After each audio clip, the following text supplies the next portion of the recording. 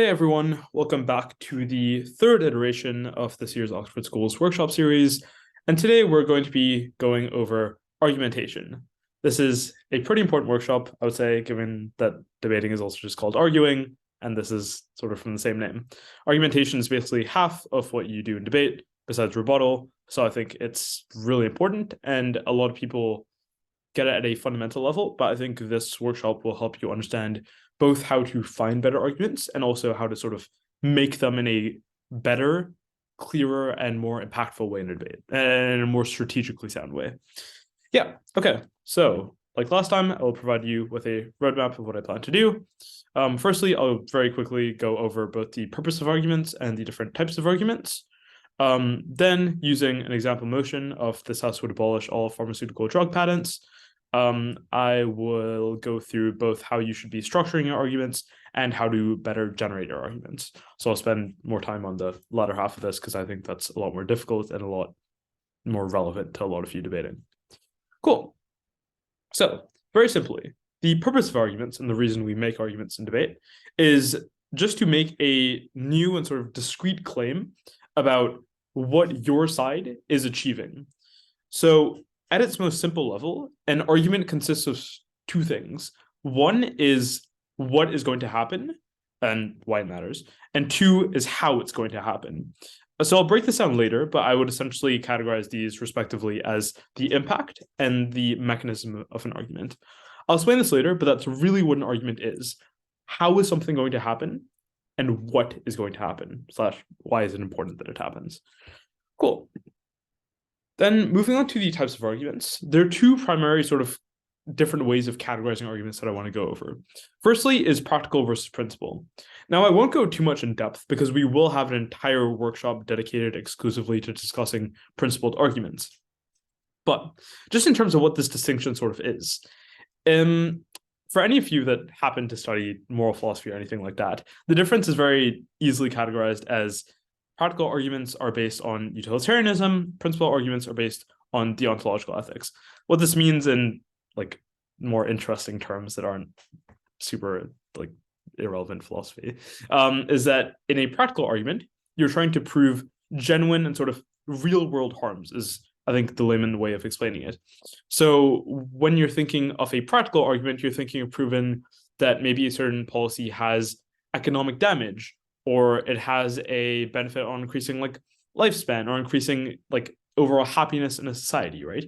You're trying to prove that something in society is actually changing, and that's a good thing. On the other hand, when we're talking about principled arguments, we're not really talking about their effect or their impact, right? What we are more talking about is the act in and of itself is either a good thing or more often we're saying it's a bad thing. So in terms of some examples of principal arguments, whenever we're making a claim about, for example, war crimes and war crimes being wrong, we're doing this on the grounds of principled issues, right? As in, we're saying, look, even if you could, for example, kill a civilian to help win a war quicker, right? That may have good practical impacts and it may like help the world on net in a very utilitarian fashion, right? But it is fundamentally, principally wrong to kill a civilian. So that is what a principal claim is. We're saying, I don't care. Well, I largely don't care about what the impacts of an action are. Rather, I care about the action in and of itself and whether it is in and of itself morally right or wrong. The other examples that I give here are like democracy. Often people argue that democracy is principally and morally a good thing in and of itself. As in, even if people tend to vote for bad things, democracy is still a good thing because it allows people to have the moral right to representation and self-determination. Equality is another sort of principal argument that people tend to run, just saying that like equality is an innately good thing because humans are all of equal value and therefore deserve equal value and equal outcomes. And a final principal argument that I'll touch on later in this workshop is that of private property, which is an argument you may be familiar with, which is basically now that I've done some hard work or labor or some intellectual task, I then deserve the fruits of my labor, as in I've put in work, I deserve to be compensated for that work, whether that be through payment or what have you. I'll talk about this later. In terms of examples for practical arguments, For example, in a round about trying to increase education, you may make a practical claim that increasing education helps reduce crime. And that's a practical claim, right? You're not saying that increasing education is morally good in and of itself. You're saying increasing education is good because it has a certain effect, in this case, a certain effect on decreasing crime. Or in the example that I'll use later in this workshop, you could argue that having patents are a good thing, not because they're intrinsically good, but rather because they have good impacts on incentivizing companies to innovate. I'll explain this later if it sounds complicated. But again, to make this very simple, practical arguments say that things are good because of their effects. Principal arguments say that things are good or bad intrinsically, regardless of their effects. So just some strategic notes I put here. On weighing, which is again something we'll talk about later in future workshops, but weighing is basically trying to prove that your argument is important. Principal arguments, you're not going to weigh on the basis of their impact, right? Because again, you don't really care about their impacts. So rather in principal arguments, you often have to do strategic weighing, saying that even if one side has proven a bunch of economic goods or it saves more lives, right? This principle is what you have to care about because we are obligated to follow certain ethical rules regardless of outcomes. And on the opposite side, sort of practical arguments often require impact weighing, which is to show that the impacts that you're talking about, not only do they happen, but they happen on a significant scale, right? So you can say that a policy is economically good. The question is then economically how good? Like, how much richer does it make a country? Like how much does it grow GDP or whatever? Like you wouldn't use these terms, but that's sort of the idea. You're talking about the scale of the impact rather than saying that the impact occurs. Cool. And then the second categorization of arguments is a lot simpler, but I do think it's one that's important to understand, which is just the difference between positive and negative argumentation. Positive arguments are quite simply trying to prove that your side is positive, your side has some good impacts. It's showing that you have a mechanism to achieve an impact that we desire in a debate. Positive arguments as well as negative arguments can either be principled or practical. That distinction isn't really relevant when we're talking about this. On the other hand, negative arguments are not trying to show why your side is good. Rather, you are trying to show why the other side is bad. So again, this can both be either practical or principled, but instead of trying to build yourself up, you are actively attacking some part of either the other team's case or just the policy overall that the other team may be proposing or opposing. A quick strategic note for negative arguments. A lot of people would advise that you don't run a case, which is basically just all of your arguments in the round. Your case probably shouldn't be exclusively negative. This is because often it's a lot harder to win with an exclusively negative case because you're not really proving any positives about yourself, right? So it's very easy to critique the other side and call them out on X, Y, and Z. But if you don't prove a benefit in enough for yourself, you are not in a very strong position. This is not to say that you shouldn't be making negative arguments. They're very often incredibly useful in a round. It's just I would advise them doing them while also having some positive arguments within your case. That's how you would maximize the chances of winning, I would say. Yeah, and then just a final thing about negative arguments is that they often tend to very clearly clash, which means to directly dispute some part of the other team's claim. Just because if you're critiquing another team's side on like how economically beneficial their policy is, right? They probably have their own positive argument about why their policy is economically beneficial. Hence, your negative argument and their positive argument are often going to directly come into clash with one another. Cool. Moving on then to probably the most useful part of this workshop, I would say, for people who haven't done a great deal of debate before, which is just how should you be structuring arguments? And in this first part, I'm going to explain sort of the different elements or the different ingredients that go into an argument. And I've listed them all here. I'll go through them. I'll explain them when I think it's necessary. And for sort of the three most complex ones, I'll go through examples in later slides to more clearly depict what they actually mean. Cool. So the way you're going to start your argument is very simply with a tagline. This is the least complex part of an argument. It's just sort of naming the argument or saying what it is. So it tends to be like 5 to 10 words just saying, this argument is on increased medical innovation. This is a bad example because it's actually 3 words, not 5, but you got the point. It can be however many words you want. Ideally, it should be quite short because you're not trying to explain the argument. You're just trying to name it, give it a reference for later in the round. Cool. The next part of the argument is what most debaters would call like the meat of the argument. It's the actual substance, and it's what we call the mechanism. And the mechanism, because it's the most complex and dense part of the argument, I'm going to explain it in a later slide as well. But a mechanism is basically explaining how you achieve an impact. So earlier in this workshop, I talked about an argument just being like, how do you achieve something? And what are you achieving? / why is what you're achieving good? So the mechanism is the how you're achieving it part. This has become much clearer when I give the example, but this is just sort of the overview. Cool. Then the next part of the argument that I think a lot of people don't put in, but if you do start adding to your arguments, you'll sound and hopefully be a more advanced and mature debater, which is a counterfactual or a comparative. So a counterfactual or comparative is basically, what does the world look like either under your side of the motion or under the other side of the motion, depending on if you're running a positive or negative argument. Again, I'll explain this later, but it's basically saying, look, if I've spent my entire argument being negative, right, and I was attacking the other team for the entire period, and I was attacking them because their policy, for example, is economically harmful, I need to show why my side of the motion, so for example, having the motion in place, either isn't economically harmful in the same way that I've talked about, or is actively economically beneficial. Again, this will be clearer in the future, but this is an overview. The last sort of key part is your impact and your weighing. So your impact isn't the how do you achieve this, but it's rather what are you achieving? And then the weighing is why is this important? So an impact is what is the effect of the argument? For example, increased innovation or increased economic growth. And your weighing then tells you, judge, why should you care so much about increased economic growth or increased innovation? Again, example will be included.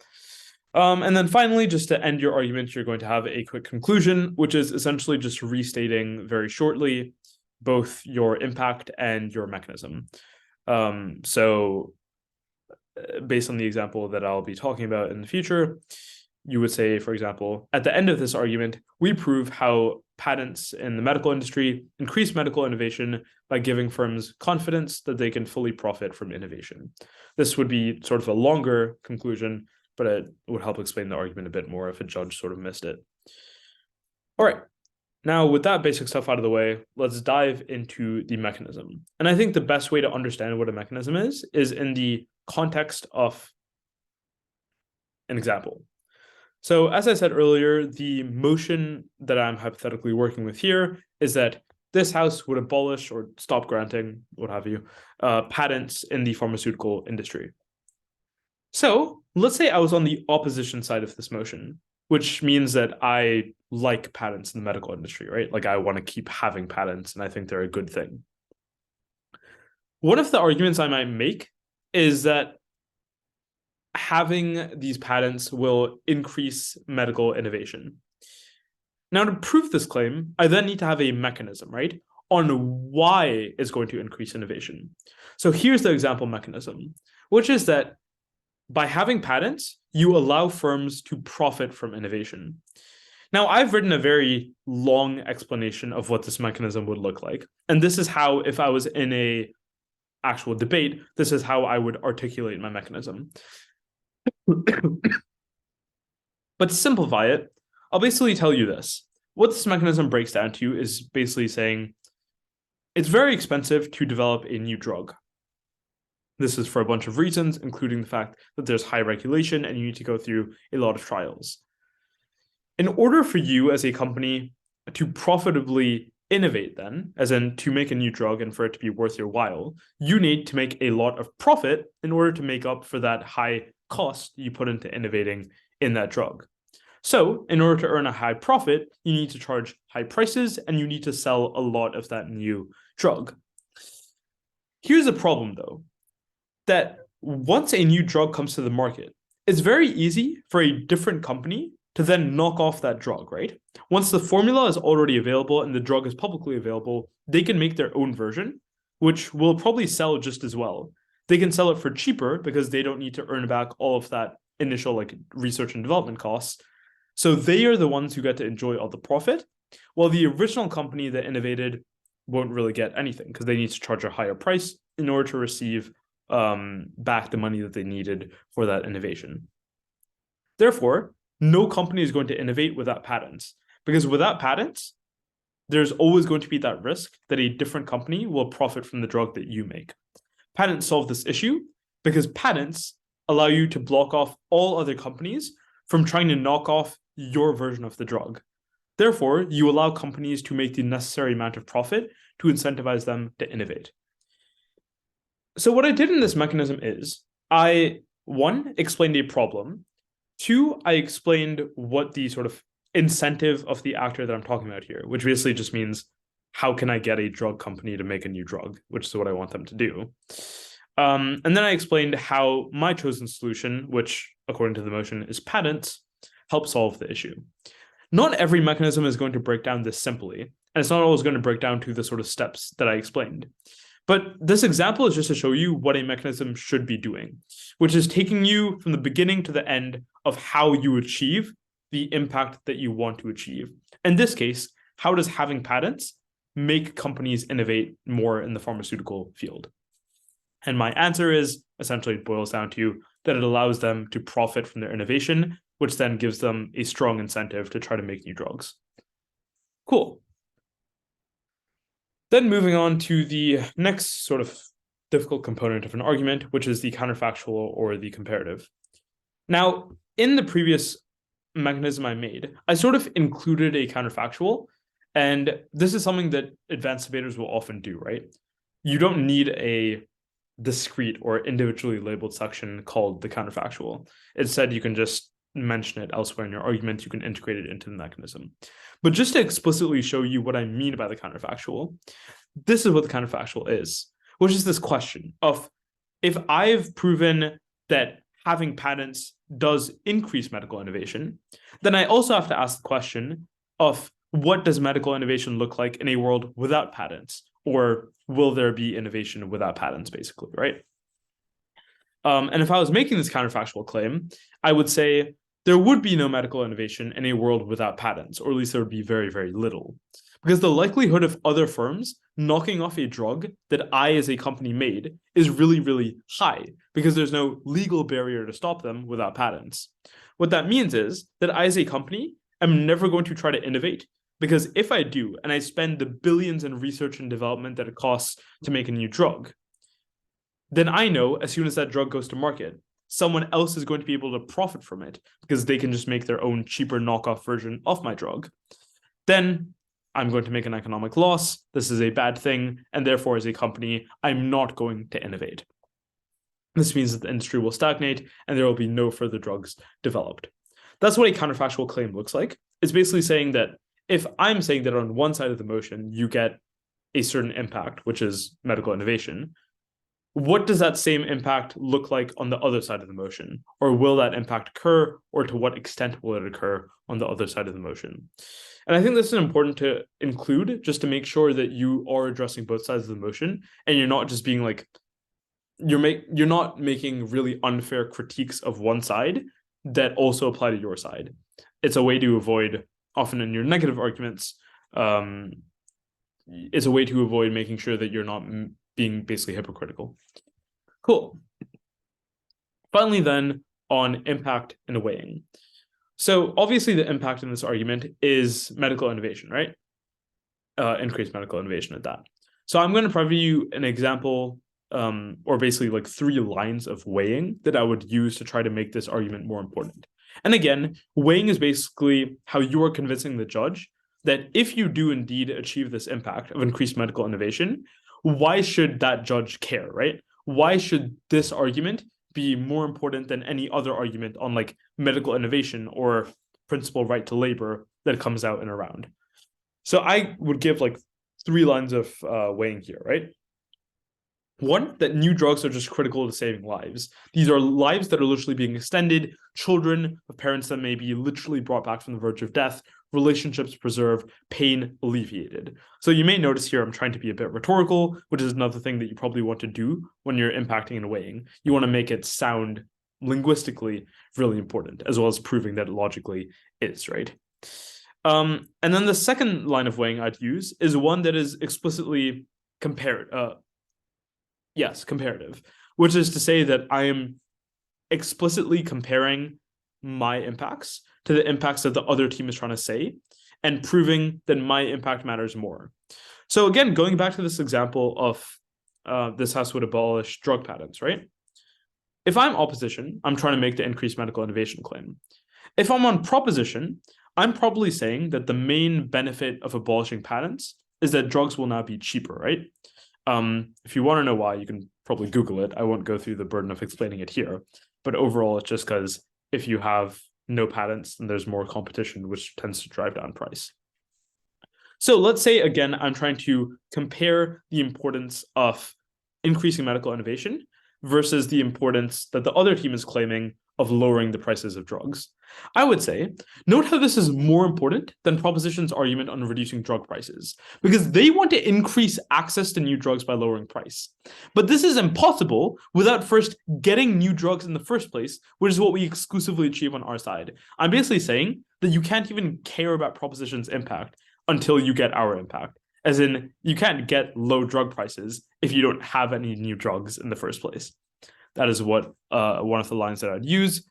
And the third line, which is probably most complex, and I think you'd least commonly use, is sort of on exclusivity, right? Which is to say, taking the proposition's impact of lowering drug prices, yes, maybe they do achieve lower drug prices. The thing is that there is more than one way to lower drug prices.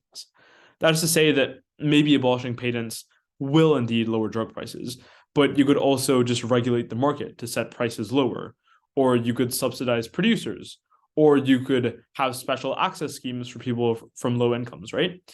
As in, there are many different ways to achieve the impact that proposition wants of increasing accessibility to new drugs. However, on our impact, the only way to achieve this impact of increasing medical innovation is by having patents. Otherwise, if you don't have patents, all of the issues we talked about earlier would materialize. Patents are necessary for medical innovation, but abolishing patents is not necessary for lowering drug prices. There are other ways to do it. Again, this is kind of advanced. Don't worry too much about it. Overall, what I want you to get from this is both the structure of an argument, which is the tagline, the mechanism, the counterfactual if you want to include it, and the impact and weighing and conclusion. But also, I just want to remind all of you of sort of this intermediate to higher level debate skill, which is on weighing, which is to make sure that not only are you saying that your argument is true, but you're also telling everyone in a round why it's important. Because think of it this way. Let's say that opening government, opening opposition, closing government, and closing opposition all prove one thing that is true. At this point in the debate, it's a deadlock, right? How do I, as a judge, know who wins?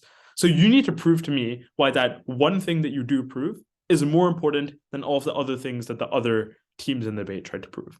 That's what weighing is really about. Cool.